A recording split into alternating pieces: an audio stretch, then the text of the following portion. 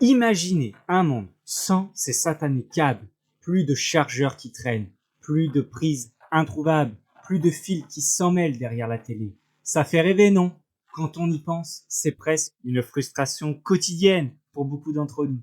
On branche nos téléphones, nos ordinateurs, nos brosses à dents électriques, toujours ce fil, toujours cette prise. Mais alors, l'électricité sans fil, ce concept qui semble tout droit sorti de la science-fiction, est-ce un mythe ou une réalité?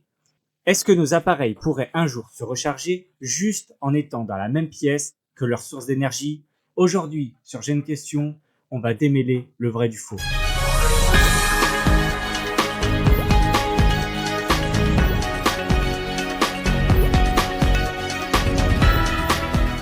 Pour répondre à cette question, il faut remonter le temps, à la fin du 19e siècle. À cette époque, un génie visionnaire, un certain Nikola Tesla, avait déjà cette idée folle en tête. Il rêvait d'un monde où l'énergie serait distribuée sans fil, partout, pour tout le monde. Dans les années 1900-1901, Tesla a même commencé à construire une immense tour, la tour de Wardenclyffe, à Long Island aux États-Unis. Son objectif, prouver qu'il était possible de transmettre de l'électricité sur de très longues distances sans aucun fil. Il voulait carrément éclairer le monde avec cette technologie. C'était incroyable. Alors, pourquoi ça n'a pas marché? En fait, le projet de Tesla était trop en avance sur son temps. Et surtout, il était très coûteux. Ses investisseurs ont fini par le couper les vivres, car, avouons-le, si l'électricité est sans fil et gratuite, comment fait-on de l'argent avec? Le modèle économique n'était pas là, et puis la science de l'époque n'était pas encore prête à relever tous les défis techniques. C'est très dommage, car ce gars-là avait des idées de fou. Mais le rêve de Tesla n'est pas mort pour autant. Le principe sur lequel il se basait, et qui est le cœur de l'électricité sans fil que l'on connaît aujourd'hui, s'appelle l'induction électromagnétique. Imaginez, vous avez un fil électrique dans lequel passe du courant, eh bien, ce courant crée autour de lui un champ invisible, un champ magnétique invisible. C'est comme un aimant, mais un aimant qui apparaît et disparaît avec le courant.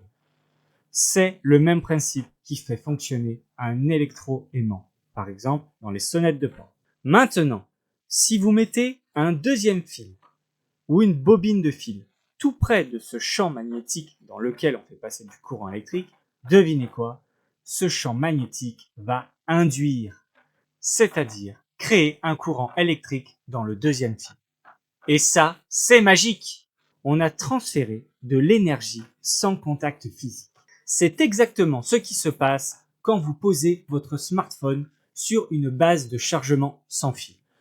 Dans la base, il y a une bobine qu'on appelle émetteur, qui crée un champ magnétique.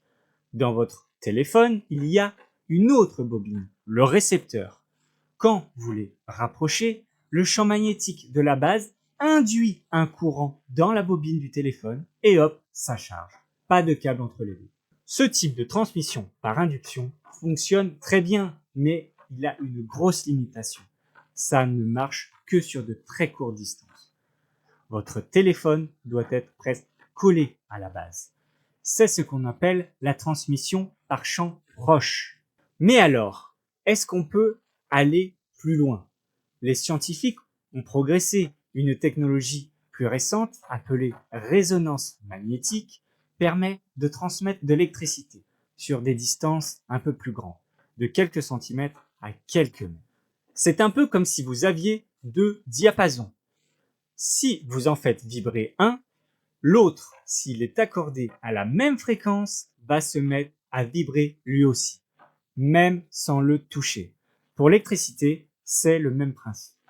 On accorde les bobines émettrices et réceptrices à la même fréquence de résonance, ce qui permet un transfert d'énergie beaucoup plus efficace sur une grande distance. En 2007, les chercheurs du MIT, l'Institut de technologie du Massachusetts, ont réussi à allumer une ampoule de 60 watts à plus de 2 mètres de distance sans fil. C'est une avancée majeure. Et puis, il y a la transmission par ondes électromagnétiques. comme les micro-ondes ou les lasers. Là, on peut transmettre de l'énergie sur de très longues distances. Mais attention, ce n'est pas sans défi. Transformer l'électricité en ondes, puis reconvertir ces ondes en électricité, ça entraîne beaucoup de pertes d'énergie. Et surtout, envoyer des faisceaux puissants à travers l'air soulève des questions de santé et de sécurité. On ne veut pas se faire griller en voulant faire fonctionner notre grille-pain. Donc, pour répondre à la question initiale, oui, l'électricité sans fil existe bel et bien. Elle est même déjà là dans notre quotidien et elle continue de se développer. Nos smartphones et nos montres connectées sont les exemples les plus courants avec leurs chargeurs à induction. Imaginez maintenant des voitures électriques qui se chargent automatiquement en roulant sur des routes équipées de bobines ou simplement en stationnant sur une place de parking dédiée, sans besoin de brancher quoi que ce soit.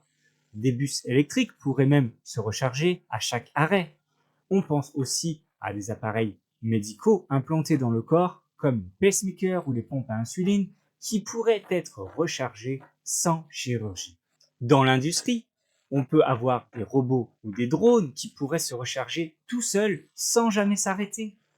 Et même nos maisons intelligentes, avec des capteurs, des ampoules ou d'autres appareils connectés qui n'auraient plus jamais besoin de piles ou de branchements. Le rêve de Tesla n'est donc pas resté un rêve. L'électricité sans fil est une réalité et elle va transformer de plus en plus notre manière d'utiliser l'énergie. En nous libérant de ces fameux câbles, c'est une révolution silencieuse mais puissante qui est en marche. Maintenant, à vous de jouer.